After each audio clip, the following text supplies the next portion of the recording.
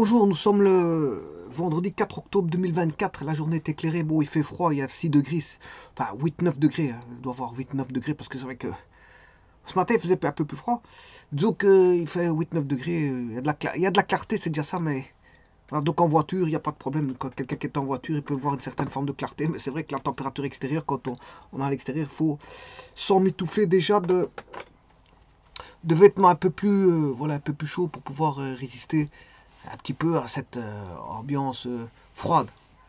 Alors, je vous rappelle que l'ambiance froide, c'est pas uniquement pour la peau, c'est aussi pour la respiration. La respiration, on respire voilà, de l'air frais, mais l'air frais qui va directement dans les poumons et dans les bronches et les poumons. Et donc, il faut se préserver aussi voilà, de passer dans des environnements chauds-froids et notamment des gradients de température quand même. Voilà, si vous sortez voilà, d'un environnement où il fait 20-25 degrés ou 23 degrés que vous avez chauffé et puis que vous sortez et que la température est de 9 degrés directement comme ça peut avoir des bobos, je veux dire une incidence au niveau de la santé, la santé on va dire physique.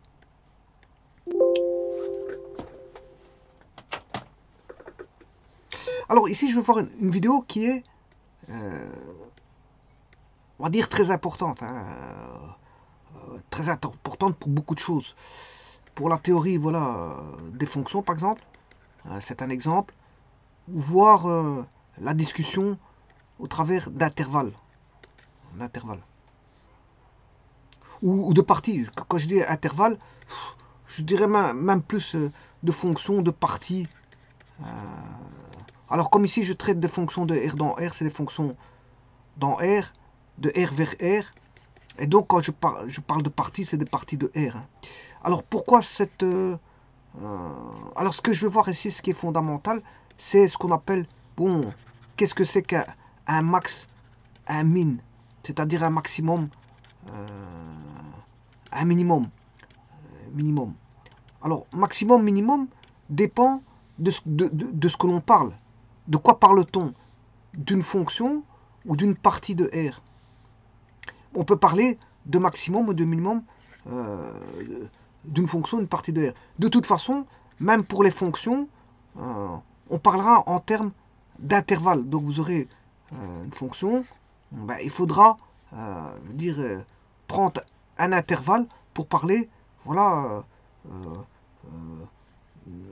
de max et de min. De max et de min. Parce que pourquoi je parle de ça? Parce que on peut faire une soupe. Voilà, qu'est-ce que c'est qu'un max, qu'est-ce que c'est qu'un min? Ben, c'est la porte ouverte à une soupe. Une soupe, c'est un mélange. Hein. Vous allez avoir un mélange de légumes. Donc ici, c'est un petit peu un mélange. Les gens risquent de faire. Voilà, quand ils voient, on parle de max, ça y est, bon, ça peut induire, voilà, ce qu'on appelle des doutes. Des doutes. Pourquoi? Ben, parce que tout est une question de définition, c'est-à-dire une question de règles, c'est-à-dire une question, voilà, de conditions. Quand est-ce qu'on va définir max et min? Ben voilà, euh, le définit-on pour un intervalle, une fonction, sachant qu'une fonction peut avoir plusieurs max et plusieurs min. Voilà. Alors que pour un intervalle, on a le maximum et le minimum sont uniques. Hein. Voilà, on a l'unicité du maximum et du minimum. Alors maintenant, c'est ce que je vais voir. Je vais mettre un petit peu les choses voilà, en ordre. Alors, il y a quelques éléments des fondamentaux, on appelle ça. Euh, pour parler de quelque chose, il faut quand même, on parle pas de, on commence pas. Il faut avoir des prérequis. Et les prérequis ici, bon, qui sont nécessaires, c'est que, bon, faut savoir ce que c'est qu'une fonction continue. Voilà, qu'est-ce que c'est qu'une fonction continue? Voilà, bon, il y a plusieurs définitions pour la continuité. Mais en tout cas, bon, vous devez au moins savoir, non pas les définitions, mais au moins savoir ce que c'est qu'une continuité. Voilà, ça c'est une chose. Qu'est-ce que c'est qu'une continuité? Bon, ça c'est la première des choses. La seconde des choses, comme je parlais en termes d'intervalle, voilà, en termes d'intervalle, voici, vous devez savoir les intervalles de R. Alors, on parle d'intervalle de R avant de parler d'intervalle de R, il y a une grande notion qui se cache derrière les intervalles. Hein. Quelle est cette grande notion qui se cache derrière les intervalles? Ben, c'est qu'on a un ensemble qui est l'ensemble des réels, et donc on parlera d'intervalle de R. Et donc si on parle d'intervalle de R, on parle d'un intervalle de R, donc on va dire d'un intervalle faisant intervenir les réels, et les réels, vous savez très bien que les réels, c'est un espace comparable. Hein. Voilà. Pour tout xy provenant des nombres réels, voilà, on peut comparer xy par l'entremise de plus petit x plus petit ou égal à y, ou on peut le comparer autrement, x plus grand ou égal à y. Voilà. Alors, si vous faites ça, c'est un ordre strict. Voilà, si vous faites des comparaisons comme ça, ce sont des strictement plus petits, strictement plus grands, ce sont des ordres stricts. Bah, ici, moi, je parle d'un ordre total. Un ordre total. Bon, donc ici, l'ordre est total quand vous faites une comparaison plus petit ou plus grand. Donc on sait bien que R est comparable. On peut comparer. Si on peut comparer, on peut mettre des valeurs les unes à la suite des autres. Voilà, on peut mettre les ordonnées, hein, puisque on a un ordre, on peut les ordonner. Et donc je peux créer des intervalles. Alors ces intervalles, justement, ce sont des intervalles. Les intervalles possibles de R, ben, il y en a toute une multitude. Voilà, il y en a une multitude. Voici, donc il vous explique ici, voilà, quels sont les intervalles de R. Ben, on a par exemple un intervalle ouvert à B, il est ouvert des deux côtés. Voilà, là on a X.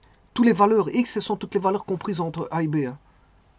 Et pour la première, l'ouvert, le X, il ne vaudra jamais A, il ne vaudra jamais B. C'est-à-dire qu'un intervalle ouvert, ben, vous voyez qu'il s'écrit avec un crochet.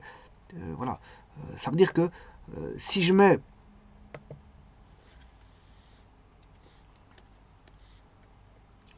c'est un ensemble que je vais appeler intervalle I.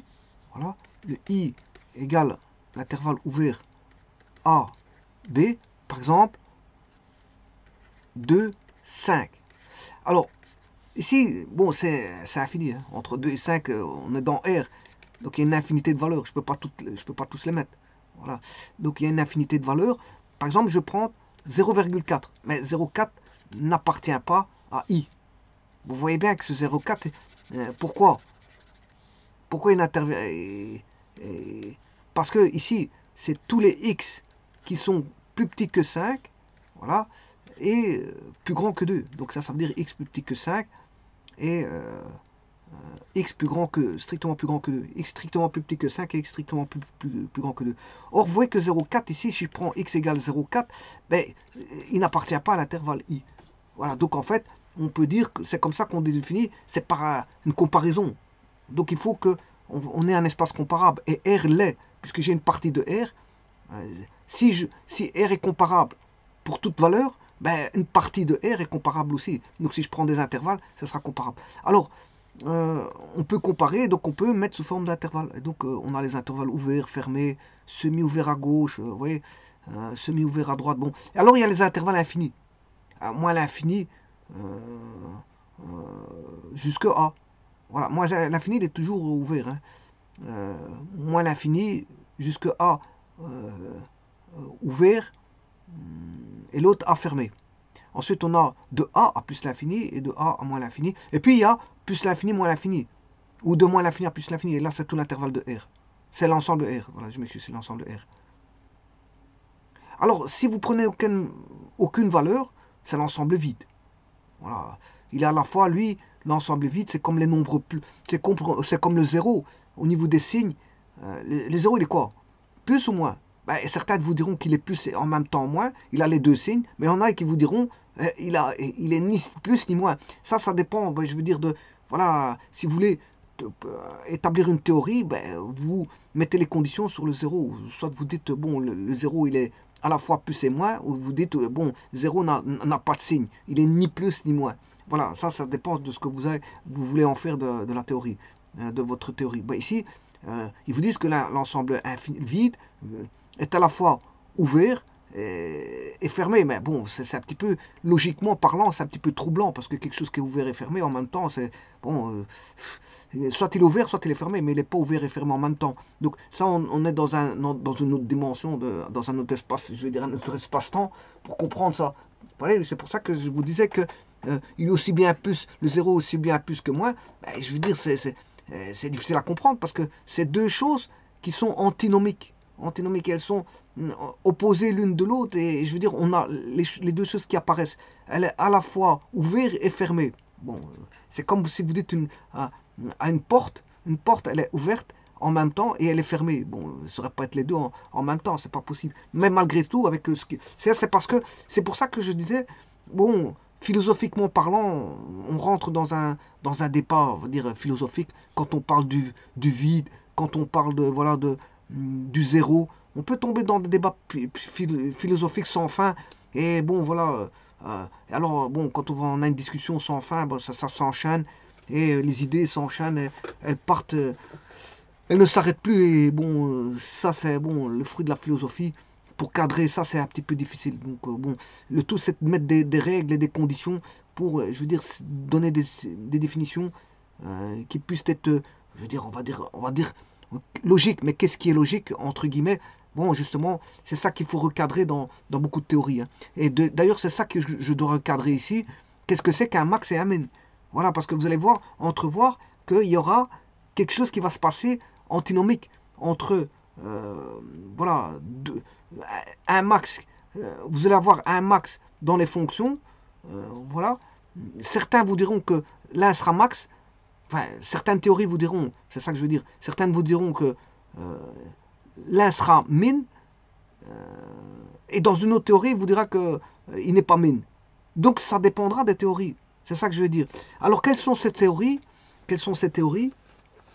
Mais vous aurez compris que c'est le monde de la comparaison, qui est une photographie, voilà, le monde de la comparaison. On va comparer et le monde de la variation, donc du domaine infinitésimal, voilà, c'est-à-dire tout ce qui est dérivation. Dérivation différentielle n'a pas la même définition que, je veux dire, on va retrouver des max et des min, hein. Les mêmes max et min, on va les retrouver, mais ils ne seront pas, vous aurez pas certains max et certains min. Je vais montrer lesquels. Justement, c'est ça que je vais mettre ici au point. C'est que, vous dites, si on compare, on fait des comparaisons, ben, on va faire des comparaisons. On aura une photographie à un moment donné, c'est-à-dire qu'on peut trouver des minimums locaux et des maximums global, des maximums globaux ou maximum global, minimum locaux, minimum local. On peut trouver ça si on fait une photographie par comparaison. Alors, la comparaison, bien sûr, va se faire, comme j'ai dit qu'un maximum est unique, un minimum est unique, mais c'est par comparaison d'intervalles. Donc, on va travailler sur des intervalles. On ne peut pas dire qu'il y a 50 000 maximum, c'est pas possible ça. Je veux dire, les maximums, c'est, il faut cloisonner sur un intervalle. Et la définition va se faire sur base d'intervalle. Donc il faudra cloisonner, voilà. Par contre, le calcul différentiel, ça c'est ce que je viens d'expliquer là, c'est pas la formation d'intervalle, voilà, va permettre de définir, voilà, ces maximums et minimums par comparaison. Donc par une photographie, je veux dire, d'intervalle. On va photographier chacun des intervalles. Et on va se dire, bon, là, ce qui est un max, c'est un min. Voilà, on va se dire comme ça. Bon, le calcul différentiel, c'est un petit peu similaire. On va calculer aussi par intervalle. Bon, et là, bon, il y a la définition relative au différentiel et aux dérivés pour définir ce que c'est qu'un max et un min. Donc, la définition de l'un n'est pas la définition de l'autre. Donc, il peut manquer des maximums ou des minimums dans la définition de la différentielle, parce que la différentielle définit autrement le max et le min. Voilà, alors sur base de ça, donc il y aura deux choses. On va faire une comparaison du comparatif. Enfin, je vais faire une différenciation. Enfin, justement, comparaison, différenciation, ça c'est pas les bons termes que vous devrez utiliser. C'est, je vais faire voilà, une séparation entre l'étude des max-min par comparaison et l'étude des max-min par différenciation. Donc par calcul différentiel, si vous voulez, hein. Calcul différentiel. C'est pas comparaison. Donc qu'est-ce qui va intervenir? Ben, on sera dans R, c'est des fonctions dans R. Voilà, ça c'est par des intervalles de R. Ici ce sera par des fonctions dans R. Une comparaison peut étudier aussi on peut comparer une fonction. Il faut savoir s'il y a des max et des min. Donc ici, je peux avoir, j'aurai quoi? Ici, je peux avoir, je peux comparer par un intervalle. ou des fonctions. Et ces fonctions, donc soit je prends des comparaisons d'intervalles, ici des comparaisons de fonctions. Alors les fonctions, je devrais réagir par intervalle de R, voilà, c'est des intervalles de R, et à partir de là, dire si j'ai un max ou un min. Bon, ici, différenciation, c'est directement une fonction, hein. C'est les fonctions qu'on va différencier. Donc on va prendre aussi, on va manipuler des intervalles, toujours de R, et là, à partir de là, on va définir le max et le min. Le max et le min. Alors, bien sûr, se cache derrière tout ça, dans les fonctions ici, théorie des fonctions, si je prends la fonction, les fonctions ici, max, min, se cache beaucoup de choses, hein. Voilà, ici aussi, énormément de choses. Il y a énormément de choses qui se cachent parce qu'il y a le théorème des valeurs extrêmes. Alors, quand on prend, il y a le théorème de Weierstrass. Je ne sais pas comment on écrit Weierstrass, mais en tout cas, voilà, il y a le théorème de Weierstrass. C'est le théorème de valeurs, on va dire, extrêmes. Voilà, ça je le verrai à un moment donné. On peut prendre des valeurs intermédiaires, mais ça, à ce moment-là, si on peut avoir le théorème des valeurs intermédiaires, le théorème des valeurs extrêmes. Si elles ne sont pas extrêmes, elles sont intermédiaires. Voilà. Donc, il y a tous des théorèmes qui se cachent de ça, et notamment la continuité, parce que la continuité, enfin, je m'excuse, c'est la continuité d'une fonction que je vais appeler C0, alors dans un intervalle fermé, par exemple. La continuité. Alors, on dit qu'elle est continue sur un intervalle fermé, et après, à partir de là, vont se définir beaucoup de choses. Donc, la notion de continuité est un, on va dire, un gros outil pour définir beaucoup de choses, hein. La continuité va ramener beaucoup de théories au niveau des calculs de dérivées, d'intégrales, différentielles. Alors bien sûr, qu'on soit dans R carré, de fonctions de R vers R, hein, des fonctions de R vers R, ou des fonctions à plusieurs variables, hein. C'est valable pour ces théories-là, sont valables pour les fonctions. Mais à ce moment-là, on parle de, bon, si on a plusieurs variables, on parlera de dérivées partielles, et tralali, tralala. Bon, voilà. Donc ici, je vais voir max et min. Donc il faut partir d'une partie non vide, bien sûr, et donc d'un intervalle de R. Intervalle de R. Voilà. Alors ici, je ne vais pas utiliser les intervalles infinis. Donc je ne vais pas prendre l'ensemble vide, justement, je prends une partie non vide. Je prends une partie non vide. Je ne vais même pas prendre un singleton. Un singleton, c'est un seul élément. Voilà, je prends un intervalle qui n'est même pas moins l'infini plus l'infini. Donc je vais prendre une partie de R. Donc c'est-à-dire que je vais prendre soit des intervalles comme ça, mais plutôt ce que je vais m'intéresser, c'est ces deux-ci, ouvert et fermé.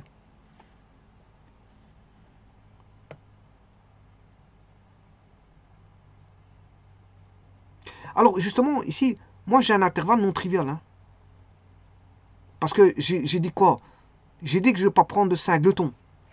Bah, j'exclus le singleton, parce que je parlais d'intervalle, voilà, sans prendre le singleton. Et je ne vais pas prendre, bien sûr, voilà, une partie vide. Donc, je prends une partie non vide, voilà, et qui ne contient pas de singleton. Donc, je comparais plusieurs choses, hein. Oui, voilà, je comparais plusieurs choses. Parce que la singleton, on peut le comparer qu'à lui-même.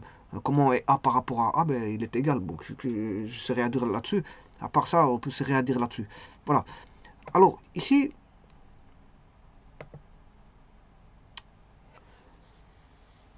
donc on a un ordre total parce qu'on est dans R. Alors, on a une partie de R.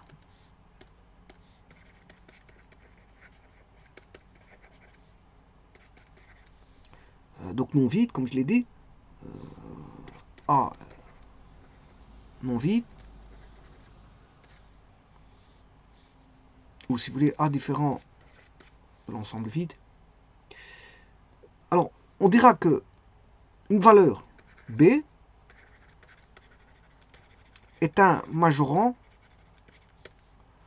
de la partie non vide A, si et seulement si, quel que soit X, X bien sûr appartient à la partie non vide, et X est plus petit ou égal à B. Alors le X, bien sûr il appartient à A. Par exemple si vous prenez un intervalle, comme ceci, AB, le X appartient à l'intervalle AB. Alors il peut valoir A, il peut valoir B, puisque A et B font partie de l'intervalle. Donc X, c'est tout ce qui est compris entre A et B, mais il peut valoir aussi A, il peut valoir B. Voilà. Alors si B est un majorant de A, si voilà, tout X est plus petit que cette valeur.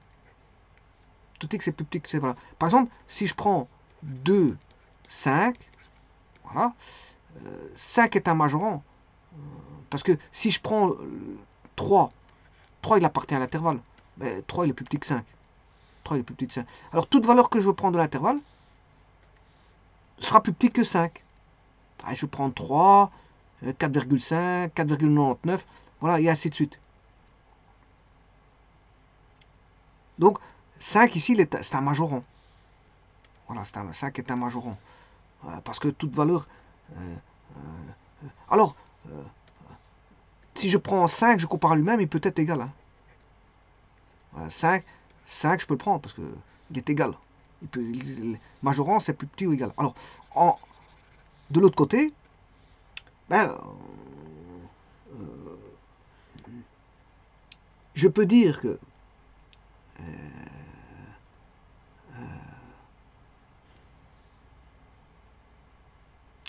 B est un maximum.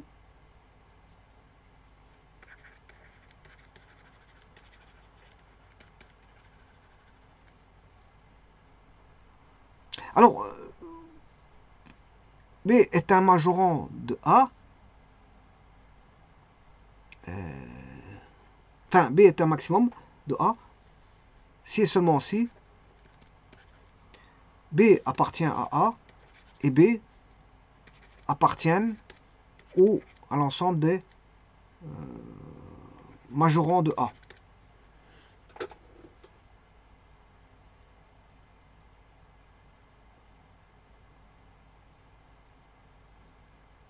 Alors, est-ce que B nécessairement appartient à A?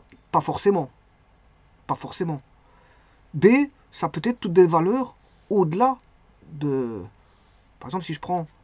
Ici, j'ai comparé 3, 5. Bon, j'ai pris 3, 5. J'ai pris 3, 5. 5, c'est 5. Et voilà. Et 5, c'est un majorant. C'est un majorant. Mais maintenant, 6 est aussi un majorant. 7 est un majorant. 8 est un majorant. 9. Donc, tout ce qui est au-dessus de 5, à partir de 5 que je peux prendre, voilà, à l'infini, tout ça, ce sont des majorants. Ce sont des majorants.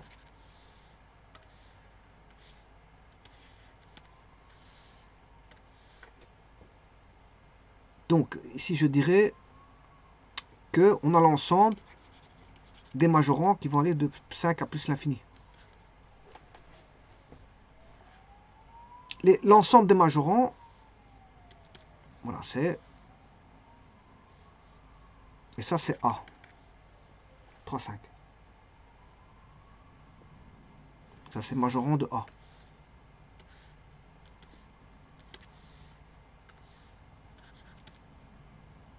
Alors, sachez que le maximum, ici,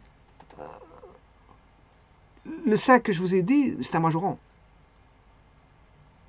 5 est majorant. Mais 5 est aussi un maximum. Alors, si on a un maximum, alors il est unique. Dans un intervalle, il est unique. Celui-ci, il est unique. Alors, idem, on définit le contraire, qu'on a le minorant de A si quel que soit X. Voilà.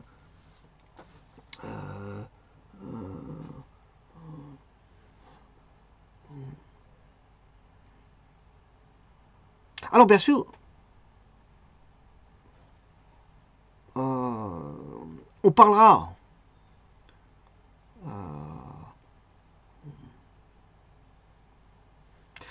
d'un maximum s'il existe. Hein. Voilà, maximum, on parlera de maximum s'il existe. Mais en tout cas, s'il en existe un, il est unique.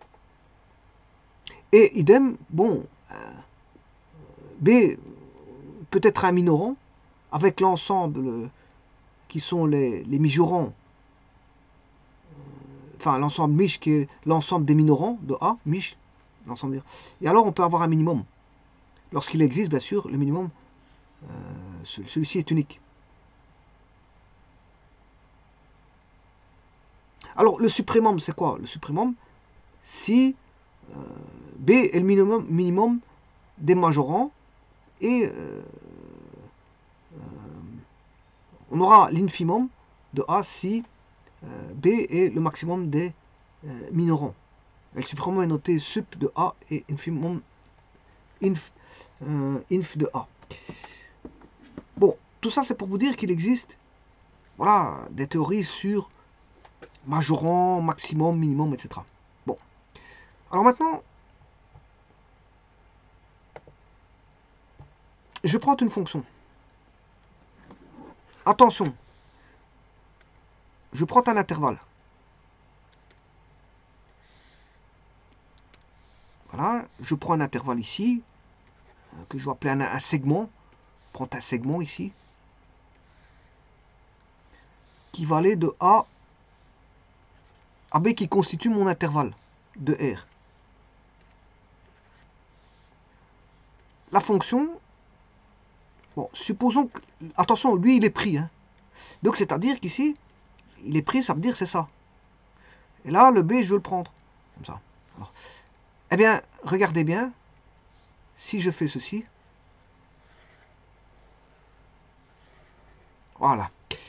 Ici, vous allez me dire, les calculs différentiels permettent de dire qu'on a un minimum ici, un maximum ici, et un minimum ici. Oui, mais le calcul différentiel ne verra pas celui-là et celui-là. Alors que, si je calcule par intervalle, ici, si je prends un intervalle ici, voilà, un voisinage, ici, je peux dire que celui-ci, ben, c'est comme il va, c'est une petite valeur qui va monter. Donc c'est un minimum. Celle-ci est une des plus petites valeurs par rapport au voisinage que j'ai mis. Donc ici, les valeurs commencent à monter. Et puis, qu'est-ce qui se passe? Donc celui-ci, on a un minimum. Alors, et puis après, on atteint ici un maximum. Ici, on a un maximum. Et puis ça redescend. Donc on a remonté, on redescend. On redescend. De nouveau, j'atteins un minimum. Puis on continue, on remonte. On remonte. Hop, le minimum, je remonte la fonction. Et puis j'atteins un maximum. Je redescends.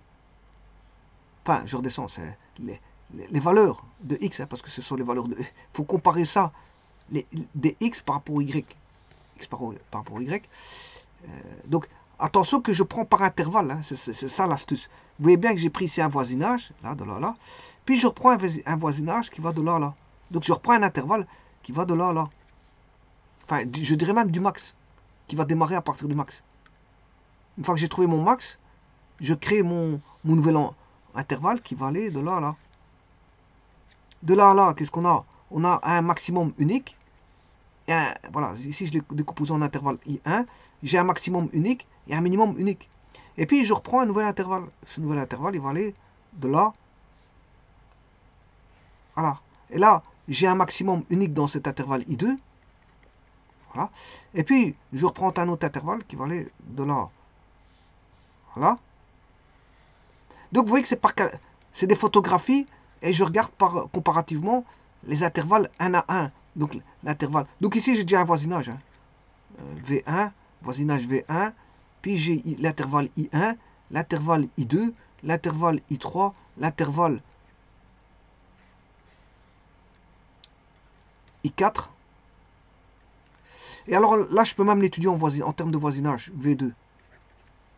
Ouais. Pour se dire quoi? Ben, qu'on a, eh bien là, on a un maximum.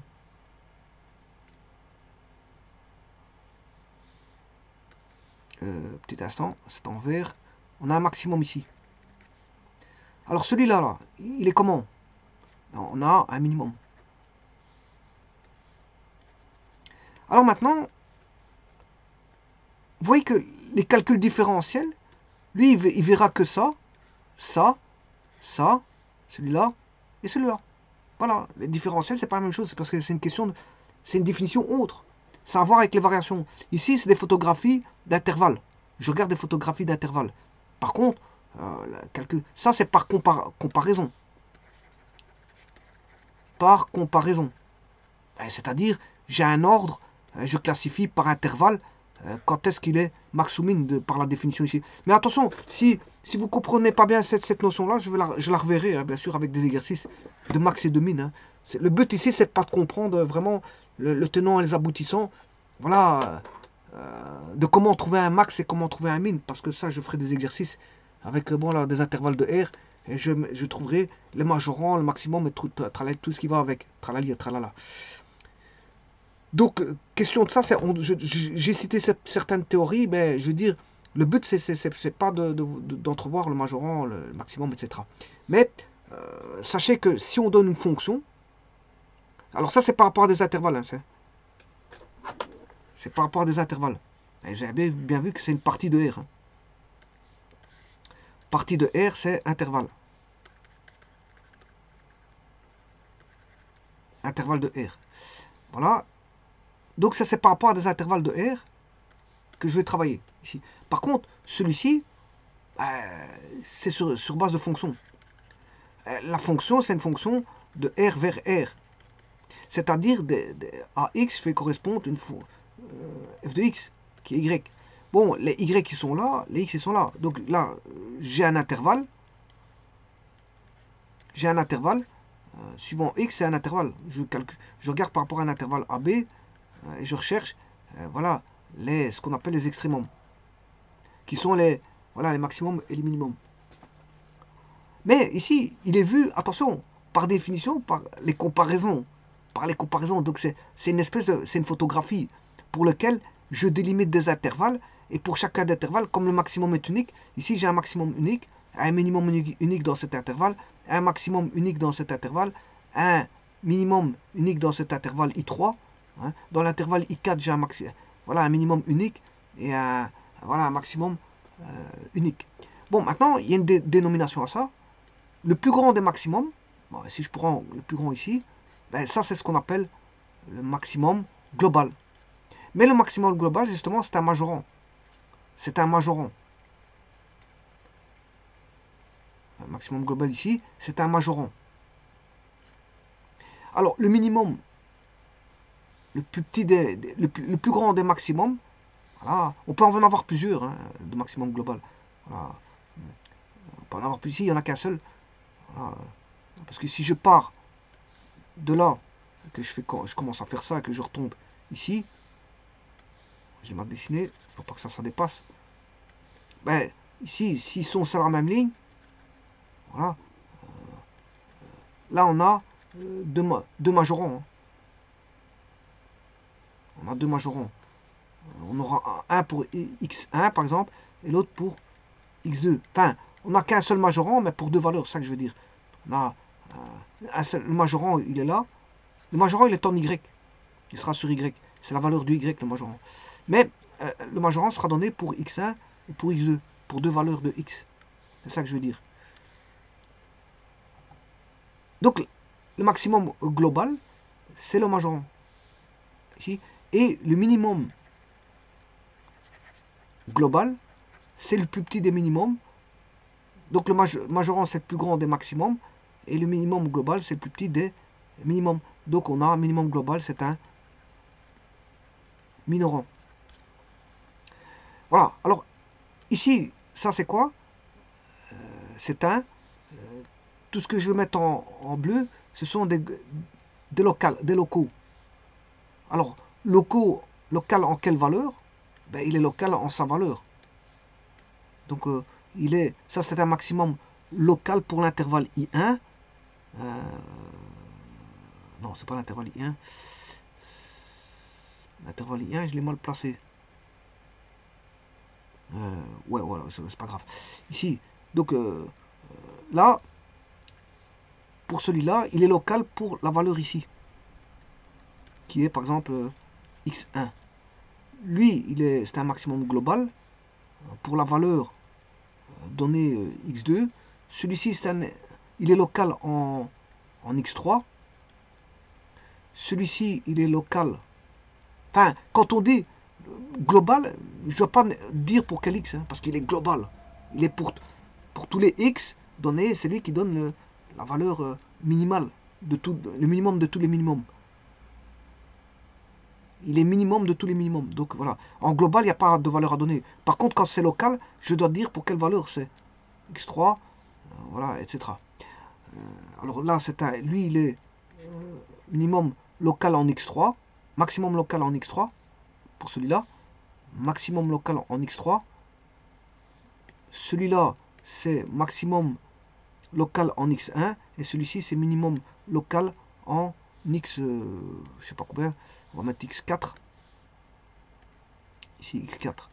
Voilà, ce qui veut dire que pour les globaux, on n'a pas donné de x parce qu'il est global. Donc, minimum global, ça s'entend aussi par global. Parce qu'il y a le mot relatif aussi et absolu. C'est un minimum absolu. Voilà, ici, majorant, c'est un maximum absolu. Et si les autres, ben, les locaux, ils seront relatifs, mais donnés par rapport à un x. Il est local par rapport à un x donné. Alors ça, c'est une chose. Attention, attention. Attention maintenant, si je devais changer...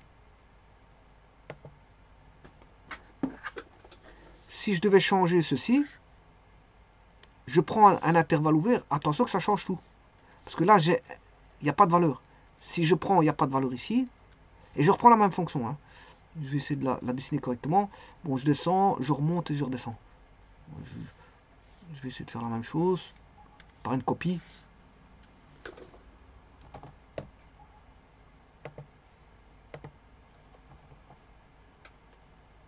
Voilà. C'est pour qu'elle démarre là. Voilà, on va faire ça. Alors, maintenant, supposons qu'on a un segment, ici, qui va de là à là. Ce segment-là, c'est le segment qui va de A à B. Mais cette fois-ci, on prendra en intervalle ouvert. C'est-à-dire que là, on a un point rouge. On n'a pas d'image pour celui-ci. On n'a pas d'image pour celui-là, par exemple. Voilà, donc là, on a un point rouge pour celui-là. Et on a un point rouge ici. Donc à ce moment-là, celui-ci ne fait plus office, comme il ne fait pas partie de la fonction, il ne fait plus office de minimum. Et celui-ci ne fera plus office de maximum. Donc ici, ça change tout.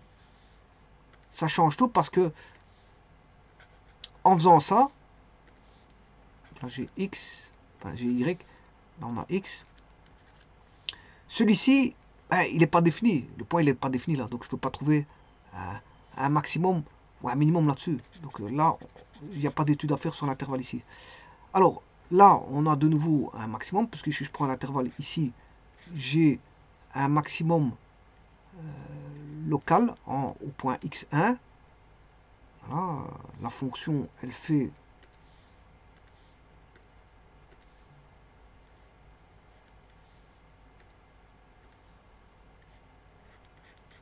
comme ça. Comme ça.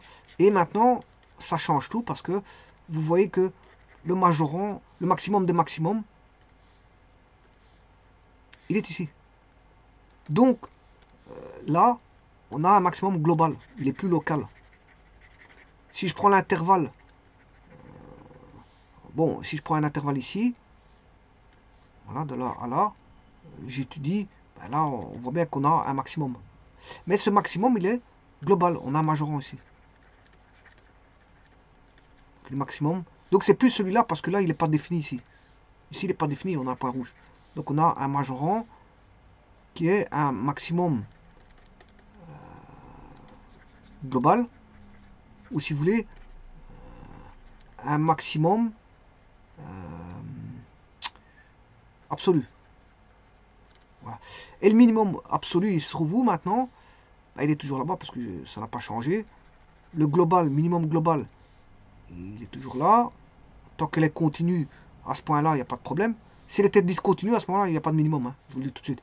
Donc, vous voyez que ça a à voir avec la continuité. Hein. Voilà, la continuité d'un intervalle, voir la continuité d'une fonction. Alors, la continuité, si c'est ici, c'est une fonction, bien sûr, parce que c'est une fonction de R dans R, vous avez xy. Là, x correspond à y, un f de x. Voilà. Mais si vous avez un intervalle, vous pouvez écrire aussi AB. Voilà, pour la discontinuité, vous enlevez par exemple la valeur 5. Donc, supposons que je la mette discontinue. Voilà, ici, 5. Là, je ne peux pas trouver de minimum, hein, parce qu'elle est discontinue en 5. Bon, mais ici, j'ai pas fait de discontinuité. Donc, vous comprenez que si j'exclus des valeurs, vous ne pouvez pas les prendre en tant que max ou min. Hein. Voilà, on va dire ça comme ça. Alors, si dans tous les max et min, je mettais un point de discontinuité, il n'y a plus de max. Hein. Voilà. Si je mets un point de discontinuité ici, là, si dans à ce niveau-là, je mets des points de discontinuité, il n'y a plus de max. C'est pour ça que je disais tout à l'heure, si le max existe, parce qu'on n'a pas toujours un max, hein, il suffit de mettre des points de discontinuité, j'ai plus de max. Maintenant, si je mets des points de discontinuité, j'aurai des max et des min. Voilà. Voilà. Alors, il y a un cas particulier, bien sûr, c'est quand on a ça. Là, voilà, ceci, ça reste une fonction de A à B, et ça c'est continu, mais là ça veut dire que, bon, tout à l'heure j'avais vu une définition où on disait que je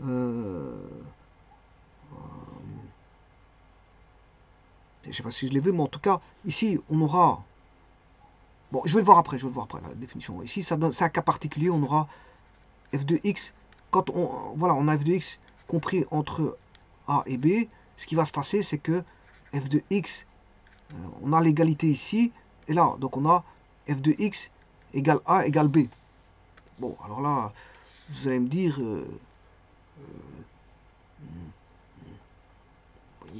on n'a pas de maximum, on n'a pas de minimum.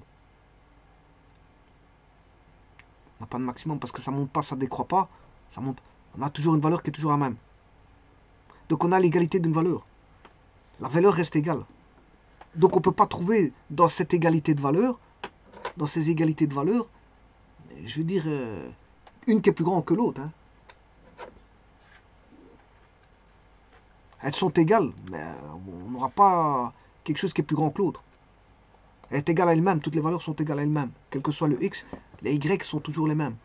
Voilà. Donc, on peut ne pas avoir de maximum si je leur mets des points de discontinuité ici. Mais si jamais la fonction continue ici, on aura des max et des min. Alors si je fais ça, je retire mon point de discontinuité ici, j'ai un max et min. Donc vous voyez qu'il y a un déplacement du max. Le max il est là maintenant, majorant, le maximum global, maximum absolu. Donc ce qui veut dire que ce maximum là, il est local en x1. Voilà. Ce minimum, il est local en x2. Et voilà, le minimum global, ou ce qu'on appelle le minimum absolu. Les autres, ils sont relatifs. Hein. S'il n'est pas absolu, ils sont relatifs. C'est-à-dire ici, dans ce cas-ci, le minimum ici, il est relatif. Il est relatif. Il est local au point x2. Ici, il est local dans l'intervalle. Dans un intervalle donné ici, il est local. Si je prends la coupure d'un intervalle comme ceci, voilà, ici, le maximum ici, il est local en x1. Donc il est relatif. Celui-ci, il est relatif. Là, il est relatif. On a un maximum relatif.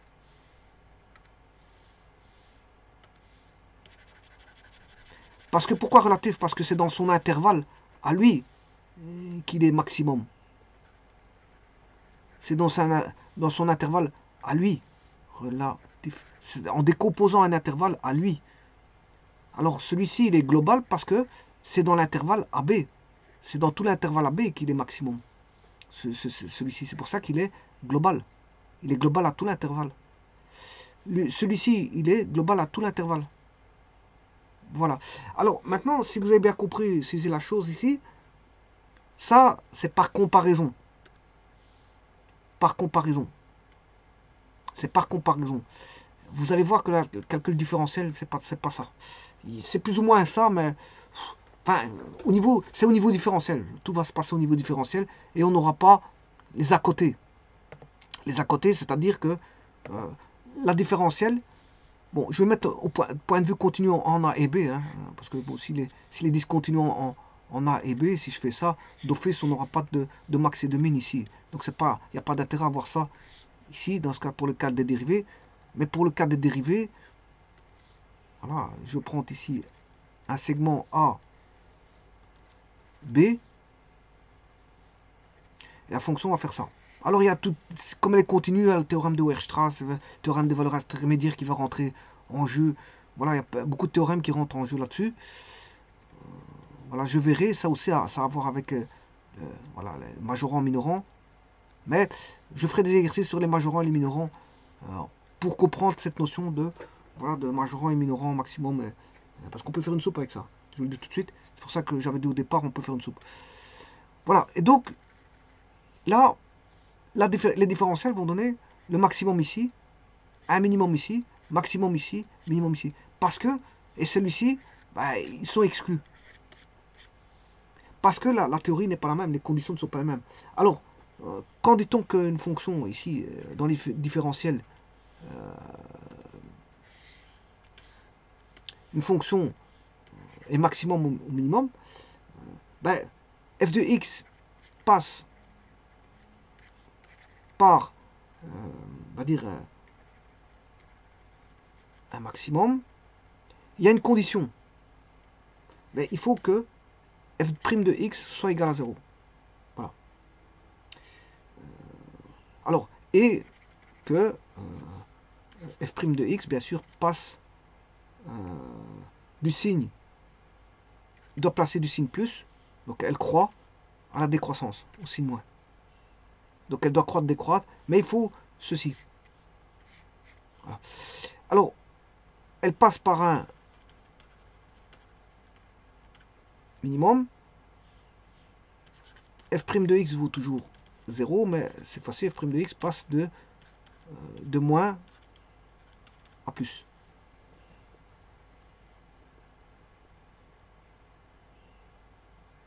Bien sûr, tout ça, quand je dis qu'il passe du signe plus au signe moins, quand x passe bien sûr en croissant par les valeurs qui annulent la dérivée. Hein. Idem pour le minimum, il passe du signe moins au signe plus quand x passe en croissant par la valeur qui annule la dérivée. Bon, et on peut le voir aussi avec les dérivées secondes. Dérivées secondes. De toute façon, je reparlerai de cette notion de maximum minimum parce que c'est fondamental. Alors maintenant, je vais voir les définitions. Tout ça, ça a été expliqué. Voyons voir comment ils définissent. Je vais dans un site spécialisé, voilà, qui donne des définitions. Voilà, regardez bien ici. Extrémum d'une fonction définie sur un intervalle I de R. Bon, donc on est bien sur un intervalle comme ceci, I de R. Alors, bien sûr, on va essayer de le prendre, comme je vous dis, ouvert ou fermé, c'est-à-dire un des deux ici. Et bien sûr, non vide, on ne prend pas de singleton, donc on a quelque chose de non trivial. Voilà. On a un intervalle réel non trivial. Alors, je vous rappelle qu'on est dans R et que R est complètement... on a un ordre total et donc toutes les valeurs sont comparables entre elles. Voilà, donc on a un ensemble qui est comparable et on peut voilà, les comparer par voilà, ce qu'on appelle une relation d'ordre qui est plus petit ou égal ou plus grand ou égal. Voilà, et alors on peut faire aussi strictement plus petit, mais alors c'est des ordres stricts à ce moment, strictement plus petit, strictement plus grand. Voilà, alors bon, pourquoi c'est une relation d'ordre dans R? Ben, tout simplement parce qu'on a la réflexivité. Ouais, ça c'est la réflexivité. On a, ne pas confondre l'équivalence. L'équivalence, c'est la relation d'ordre. La relation d'équivalence et la relation d'ordre.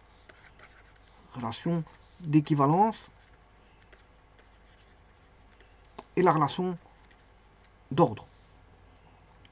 Alors, la relation d'ordre, c'est quel que soit X appartenant à un ensemble E, ben on a... oui, attention que je m'excuse, c'est pas ça que je voulais mettre. Je m'excuse. La relation d'équivalence, c'est RST. Voilà, c'est réflexif, symétrique, transitif.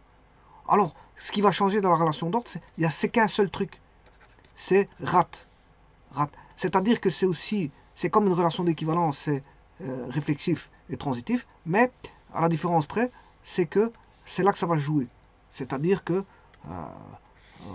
d'un côté, pour avoir la relation d'équivalence, il faut du RT, c'est-à-dire relation réflexive et transitive, pour les deux. Hein, il faut les deux là, pour les deux. Mais il y en a un qui va changer, c'est au niveau de la symétrie pour la relation d'équivalence, et pour la relation d'ordre, c'est une antisymétrie. Alors, la réflexivité, je vous rappelle que, quel que soit X appartenant à un ensemble E, ben, si je prends X, je le compare à lui-même, ben, ça fait partie de la relation. Voilà, ça c'est la réflexivité, donc c'est une boucle qui est comme ceci. Alors, l'antisymétrie, c'est une relation d'équivalence. C'est une relation d'équivalence, c'est-à-dire que XY, si XY appartient à la relation d'ordre, c'est-à-dire plus grand ou égal ou plus petit ou égal, voilà, XY appartient à la relation, et que YX appartient aussi à la relation, ça équivaut à dire que X égale Y. C'est une relation d'antisymétrie. C'est-à-dire que si vous faites, par exemple, X plus grand égale à Y, voilà, et Y plus grand égal à X, ben, vous aurez compris que X égale Y. Ça, c'est pour la relation plus grand ou égal. Alors, je pourrais faire la même chose avec pour la relation plus petit ou égal. On retrouverait aussi X égale Y. Et ça, c'est, voilà, si ça s'est vérifié, ben, on a l'équivalence. Donc, mais si X égale Y, attention que on a l'implication dans l'autre sens. Hein. Voilà. Donc, moi, je l'ai fait dans ce sens-là, mais en fait, c'est dans les deux sens que ça se passe. Hein. Vous devez démontrer dans les deux sens. Alors, la transitivité, bon, c'est X et Y appartenant à la relation, par exemple, plus grand ou égal, ou plus petit ou égal, hein, ça dépend de quelle relation que vous prenez, et YZ appartient aussi à la relation, par exemple, je prends la plus grand ou égal, X et Y plus grand ou égal, et Y plus grand ou égal à Z, ben on peut dire, voilà, et ça implique, ça c'est une implication, c'est une implication, ça implique que ben, X, Z appartient à la relation. C'est-à-dire que X est plus grand ou égal à Z. Voilà. Et donc,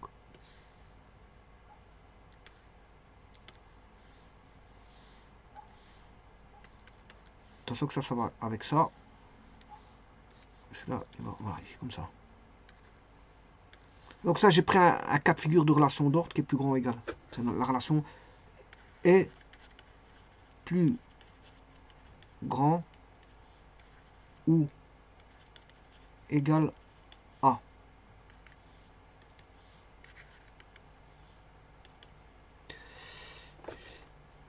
Ça, j'ai pris un cas de figure. Hein. Bon, voilà. Et donc, je reviens sur les définitions. Il faut un intervalle. Voilà. Et donc, vous voyez que tout se passe par intervalle. Maximum une fonction, maximum dans un ensemble ordonné. Vous voyez dans un ensemble ordonné ou voilà, dans une fonction. Alors, ici, une fonction, c'est tout simplement x, y. Donc, on a deux ensembles ordonnés. On a ceux des x et ceux des y. Voilà, c'est une fonction de R dans R. Alors, sinon, vous pouvez vous manipuler qu'un seul ensemble, c'est-à-dire vous prenez des valeurs dans un ensemble et vous travaillez qu'avec des x, ou alors vous pouvez travailler avec des x et y. Alors avec une relation en x, y, là on a à faire une fonction. Donc la comparaison, voilà, pour voir s'il y a un maximum ou un minimum, vous pouvez le faire à partir d'un ensemble ou à partir, voilà, d'un ensemble et l'autre les fonctions du premier ensemble, parce qu'on a une fonction, donc elle est liée. Le deuxième ensemble est lié au premier par une relation de correspondance de fonctions. Voilà. Donc soit f I, voilà, dans R. Donc I est un intervalle de R. Soit, bien sûr, on va prendre non vide, on ne va pas prendre un 5 de ton, et tralali, tralala. Et soit A appartenant à l'intervalle I, on dit que F admet un maximum en A, si pour tout x appartenant à l'intervalle, f de x est plus petit ou égal à a. Vous voyez qu'ici, vous avez la relation plus petit ou égal à a. Ça, c'est le maximum.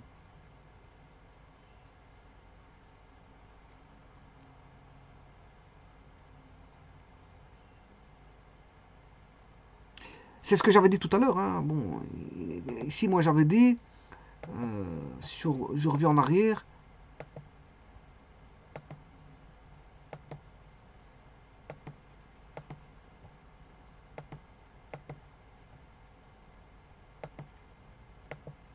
Petit instant. Voilà, il est là. Donc, je disais que B est un maximum si et seulement si B appartient à A et B appartient au majorant de A. Voilà, mais j'ai dit que B est un majorant de A si et seulement si, quel que soit x, x appartenant à A, x plus petit ou égal à B. Voilà. B est un majorant. Hein. Et donc, vous voyez l'inégalité ici.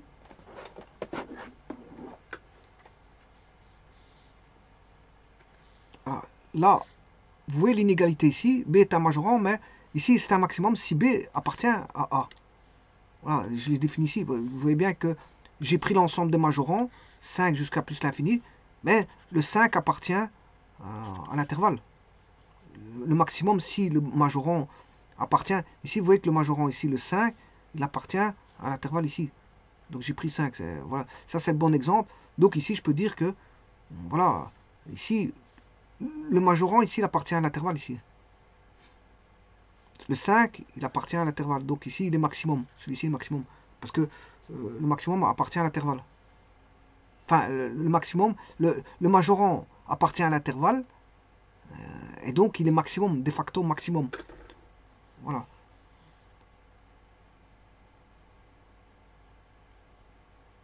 Alors, petit instant, je reviens à ici. Donc ici, vous voyez que ici, x appartient à l'intervalle, f de x est plus petit ou égal à f de a. Voilà. Et a appartient à l'intervalle, comme je l'ai dit. Hein. Parce que, voilà. Et alors, on parle non pas en termes de a, mais de f.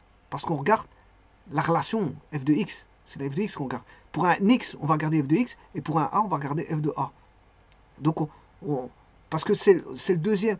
Pour un x donné, on a une correspondance, puisqu'on a une fonction ici. Donc, il faut aller chercher, pour le x, il faut aller chercher le f de x. Et pour le a, il faut aller chercher le f de a. Et si on a f de a qui est inférieur à ce f de x qui a été choisi dans l'intervalle, voilà, bah à ce moment-là, on a un maximum. Par exemple, un cas de figure.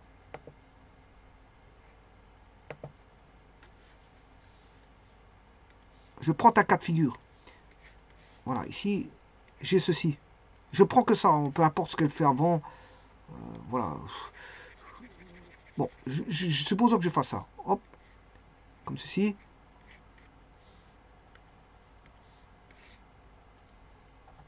Elle croit.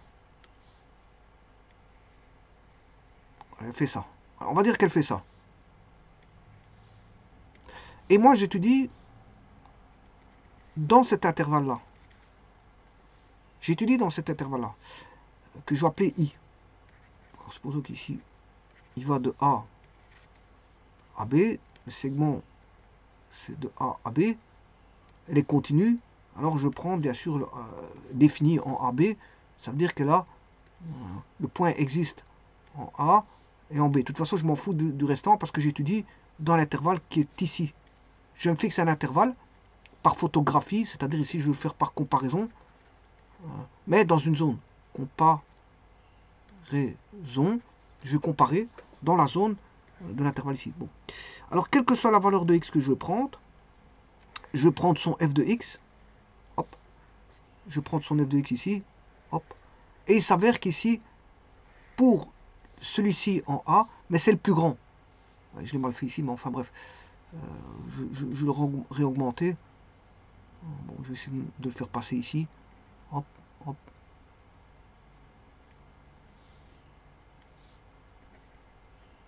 Bon, j'ai exagéré, j'ai un petit peu exagéré. Voilà.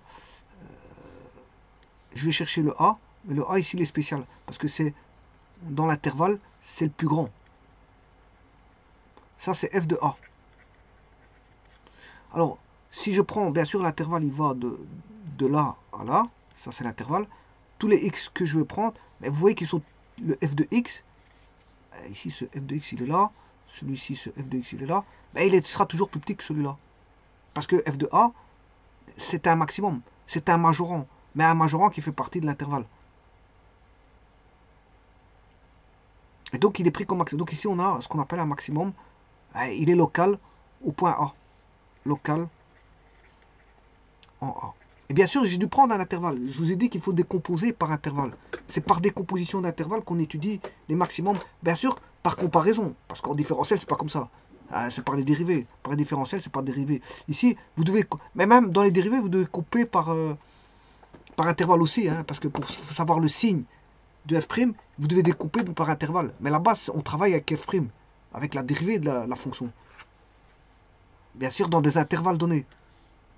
On recherche ici, voilà, si f' de x égale 0, bien sûr, comparativement, si avant il est plus, le f' est plus, le f' est moins, parce que pour les dérivés, ben, si on passe d'un plus à un moins, c'est qu'on est passé par 0. Hein. Quand vous passez d'un plus à un moins, si je prends ça, si vous passez d'un plus à un moins, c'est qu'on est passé par un 0.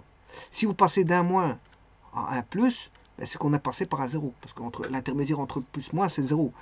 Donc, la dérivée première, c'est les nuls. Et qu'à gauche, la dérivée positive, c'est que la fonction croît.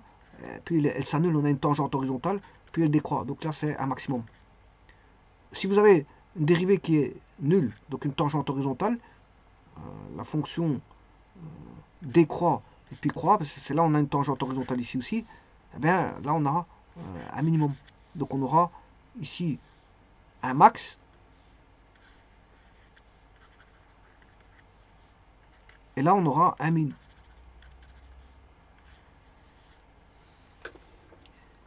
Et avec l'étude de f', on sait voir où il y a des max et des min, sauf pour les cas de figure comme ceci.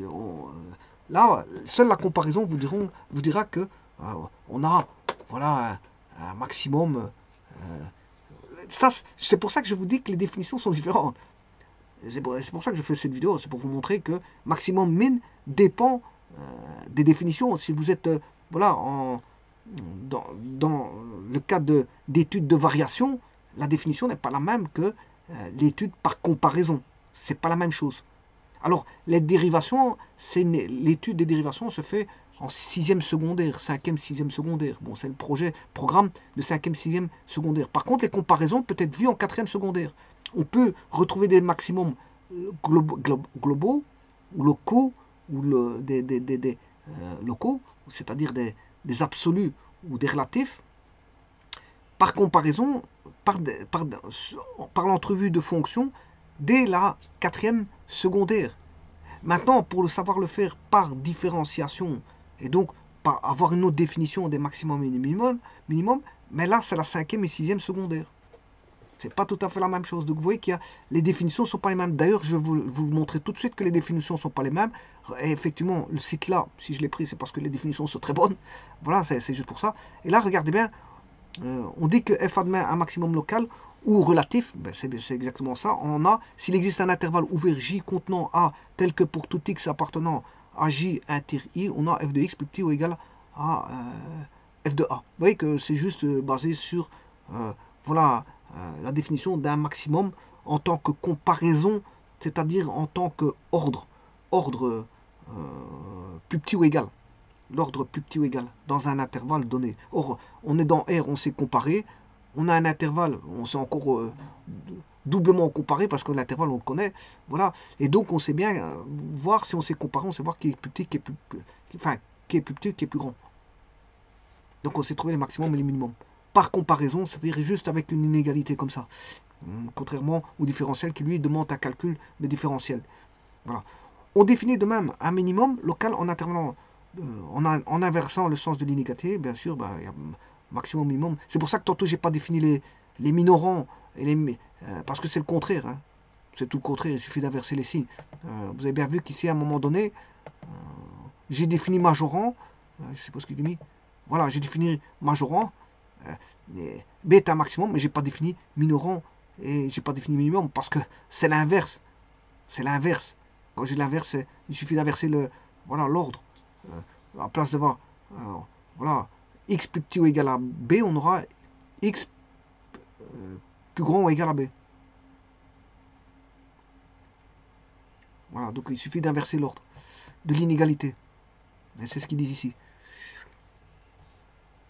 Donc à la place d'avoir f de x plus petit ou égal à a, on aura f de x plus grand ou égal à a. F de a plus grand ou égal à f de x plus grand ou égal à a. Là, f de a, il est maximum, donc f de a est plus grand que f de x. Mais là, on aura f de a plus petit que tout f de x. Il sera minimum. F de a plus petit ou égal à tout f de x. Voilà. Donc en inversant le sens de l'inégalité, un extrémum local est un maximum ou un minimum local. Alors ici, je vais prendre un exemple ici, considérant la fonction f. Alors ici, ils ne vous ont pas dit, mais moins 3, ils l'ont pris, admet un minimum local en moins 3, parce que là, ils ont pris le point moins 3. C'est dans l'intervalle fermé moins 3, et le 3, il est fermé aussi. Ça, ils auraient dû mettre un point, je veux dire, en... Oui, de toute façon, ils l'ont mis au-dessus. Ils l'ont mis au-dessus, parce qu'ici, je vois qu'on considère la fonction, voilà, moins 3, 3, donc, moins 3, 3, il est pris. Donc, c'est pas un problème, mais c'est bien de le voir dans le graphique avec des points bleus. Voilà, ou des points noirs, ou des points verts. Contrairement à quand ça n'est pas pris, si on avait l'intervalle ouvert moins 3, moins 3, 3, c'est-à-dire crochet vers la gauche pour le moins 3 et crochet vers la droite pour le 3, c'est-à-dire on ne prend pas le moins 3, on prend 3. Là, à ce moment-là, il faut mettre des bornes rouges en moins 3, 3. Et donc à ce moment-là, on ne peut pas trouver de maximum, minimum, puisque moins 3, 3 ne sont pas pris. Par contre, ici, moins 3, 3, il est pris, donc il n'y a pas de problème. Donc ici, qu'est-ce que c'est que Donc vous voyez que là, l'intervalle, c'est de R, c'est de moins 3 à 3. Voilà, ils vous ont dit que l'intervalle de R, c'est moins 3 à 3. Dont la courbe représentative est la suivante. Bon, F admet un minimum local en moins 3, effectivement. Alors là, on peut parler de voisinage. Hein, je prends comme intervalle un sous-intervalle qui est un voisinage de moins 3. Voilà. Ici, ils ont choisi l'intervalle moins 4, 2. Oui, c'est ça, donc un voisinage, hein, c'est bon. Ils ont pris un voisinage, mais large, parce qu'ils vont jusqu'à moins 2. Alors pour tout x appartenant à i inter j, on a ce qui est égal à moins 3, 2. Alors le i, vous savez c'est quoi? C'est de moins 3, 3. Si je fais l'intersection avec le voisinage moins 4, moins 2, on va obtenir moins 3 qui est pris jusqu'à moins 2. Voilà, c'est ce que ça veut dire. Donc on a f de x qui est plus grand ou égal à moins 3, à f de moins 3. Donc, moins 3 est quoi? Est un minimum. Moins 3 est un minimum. Voilà, mais il est local parce qu'il y a un global que je verrai après. F admet un maximum local en moins 2. Alors, moins 2, oui, maximum, c'est juste. Donc là, il faut prendre l'intervalle. Par exemple, moins 3 que je ne prends pas à, on va dire, je vais prendre jusque 1. Voilà, je prends l'intervalle de moins 3 à 1. Alors, moins 3, je peux le prendre. 1, je peux le prendre. Et là, moins 3 était déjà, en moins 3, j'avais un minimum. Voilà, un minimum en moins 3. Donc, je prends l'intervalle moins 3, 1. Et là, à ce moment-là, dans cet intervalle-là, j'ai un minimum, un maximum local qui est en moins 2, x égale moins 2. Voilà. F admet un minimum global, et donc local en 1. Voilà, donc le global, il est en 1, hein, mais il est local aussi en 1. Voilà, il est local aussi en 1. Parce qu'un global sera toujours local aussi. Hein. Il est localisé en un point. Hein, donc mais il est global pour tous. Vraiment, il fait le minimum de tous. Le minimum le minorant, ben c'est lui.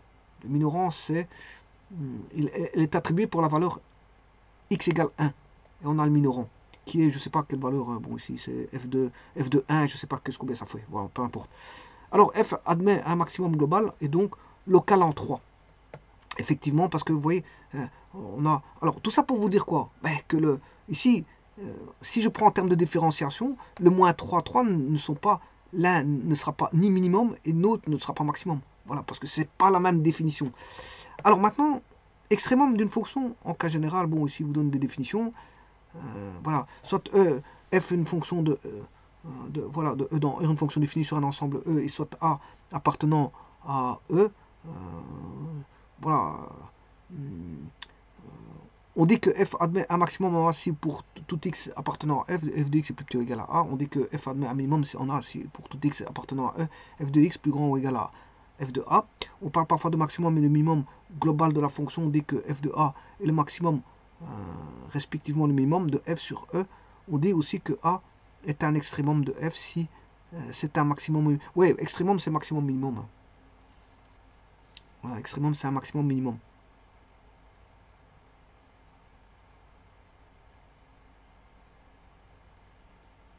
Bon, on peut retrouver des maximums locaux et des maximums globaux, voilà.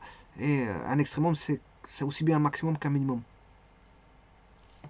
Alors, lorsque m est d'une distance ou d'une norme, on peut aussi définir les extrémas locaux. On dit que f admet un maximum local ou relatif en A si il existe un voisinage V de A dans E. Pour tout x appartenant à V, on a f de x plus petit ou égal à f de A. On définit de même un minimum local en inversant le sens de l'inégalité. Un extrémum local est un maximum ou un minimum local.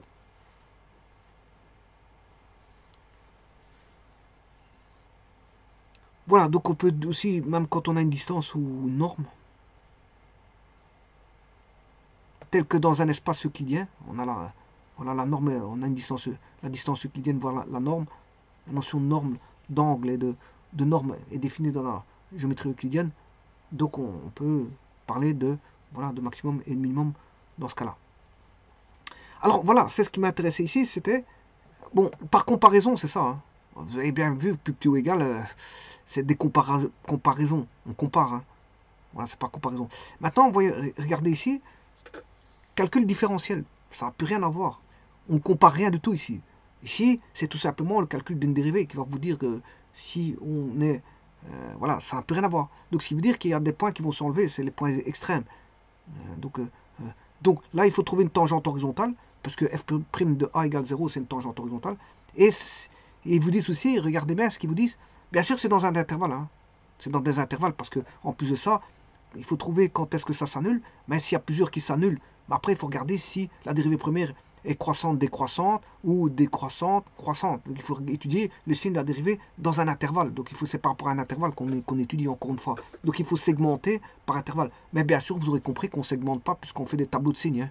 C'est des tableaux de signes, c'est un tableau qui reprend toutes les segmentations. Voilà, le tableau reprend toutes les segmentations. Vous faites un tableau et vous savez voir, voilà, sur toute une panoplie de x, si la fonction croît, décroît, croît, décroît, croît, décroît, croît encore continuellement, voilà, vous savez voir, sans décomposer, je veux dire, par intervalle. Le seul intervalle que vous aurez, c'est vous aurez l'intervalle de R, vous avez une vision par un tableau sur l'intervalle de R.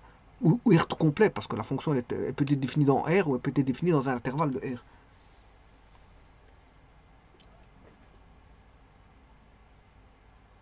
Voilà. Donc la réciproque de cet théorème est fausse, comme le montre l'exemple, si la fonction cube dont la dérivée s'annule en 0, mais qui ne possède pas d'extrémum en ce point. En général, on étudie la fonction et notamment le signe de... Voilà, ils vous le disent. Le signe de f', ils vous l'ont dit. Voilà, c'est parfait. Donc, pour déterminer si A est effectivement un extrémum et si c'est un maximum ou un minimum. Pour les fonctions à plusieurs variables, on remplace la dérivée par la différentielle et on a fait une étude avec les dérivées partielles secondes. On a ainsi le résultat suivant. Bon, là, c'est de r carré vers r. Parce que moi, je parlais des fonctions de r dans r. Et là, bon, si f est différenciable, et si f admet un extrémum local, on a alors différentiel de f par rapport à x au point a égale 0 et différentiel de f par rapport à y de a égale 0. On dit alors que a est un point stationnaire ou point critique de a.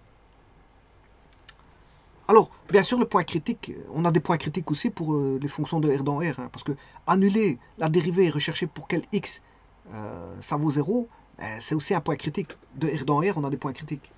Voilà. Mais ici, plutôt, voilà, ce point critique est appelé un point stationnaire. Voilà. Mais tout est en relation avec la continuité, hein. Derrière tout ça se cache toute cette notion de continuité. Voilà. D'ailleurs, ici, ils en parlent justement en dessous. Si f est de classe C2, donc c'est-à-dire que la dérivée seconde est continue. Et si A est un point stationnaire de f, c'est-à-dire que si vous avez la dérivée première en A qui s'annule pour suivant en X et suivant en Y, voilà, si on a les dérivées secondes, voilà, là, mais là, on va retomber sur des, voilà, des cas de configuration. Alors, il faut aller voir une certaine matrice bien précise. Je ne sais plus comment ça s'appelle le nom de la matrice, pour voir si on a un point de sel. Voilà, point de sel, en fonction de ça. On sait le voir avec les courbes, hein. Ça, il faut étudier les courbes. Ça s'étudie. Alors, on distingue les cas suivants. Si RT moins S carré, alors RT moins S carré, c'est différentiel au carré de F sur delta X carré au point A fois le T qui est delta carré de F, delta carré dérivée seconde, la dérivée seconde partielle de F par rapport à Y. Voilà, et le S c'est la dérivée seconde de F par rapport à delta X delta Y. C'est des matrices, hein, mais je ne me rappelle plus le nom de ces matrices-là, c'est le nom, je ne sais plus comment ça s'appelle. On sait mettre ça sous forme matricielle et savoir, voilà, si on a, s'il admet, voilà, si RT moins S carré positif et R positif, F admet un minimum relatif en A. Voilà. Si RT moins S carré positif et R négatif admet un maximum relatif en A. Voilà. Si RT moins S carré négatif et F admet pas d'extrémum en A, on parle de point de colle ou de point de sel. Si RT moins S carré voilà, égale 0, là on ne peut rien conclure. Voilà. Donc c'est pour ça que bon, ça a à voir avec des matrices. Je ne sais plus comment ce qu'on appelle la matrice là, mais je ne me rappelle plus du nom du monsieur. Voilà, qui a étudié tout ça. Il y a une matrice bien spécifique qu'on étudie et puis on sait voir si on a un minimum relatif, un maximum relatif, bien sûr au point A. S'il n'y a pas d'extrémum en A, et si on ne peut rien conclure, voilà, au travers du calcul de ce fameux RT moins S carré. Voilà, et suivant bien sûr les conditions sur S. Donc sur S, sur R, je m'excuse, sur R. Voilà, donc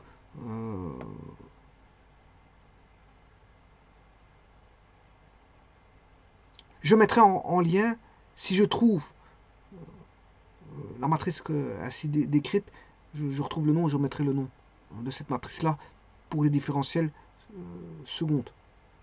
Étude de la différentielle seconde suivant X, suivant Y et suivant X et Y. Alors suivant X et Y, la différentielle seconde de F par rapport à X et Y, ben, c'est S. Hein. C'est S.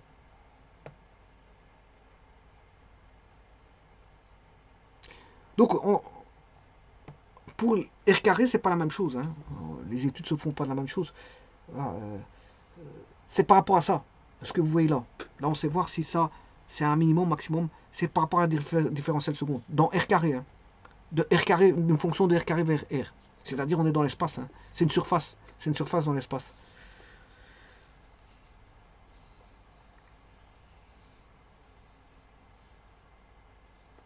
Je vous remercie.